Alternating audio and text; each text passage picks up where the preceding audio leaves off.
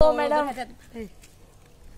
छोट्या पिल्लाचा बर्थडे, सगळ्यात छोटं पिल्लू, हमारी इससे छोटी थोडी बडी बहन, आमच्यापेक्षा अजून थोडी छोटी अश्विनी, येस मॅरिड आहे ही सुद्धा.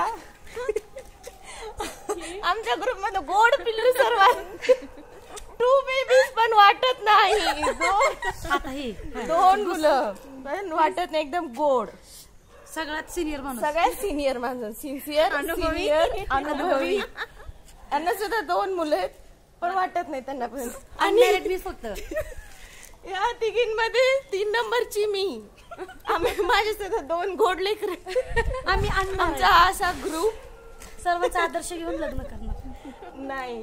सर्वांनी असा गैरसमज कुणी करू नये की मॅरिड झाल्यानंतर शिक्षण थांबतं, करिअर थांबतं. हा पूर्ण चुकीचा गैरसमज आहे.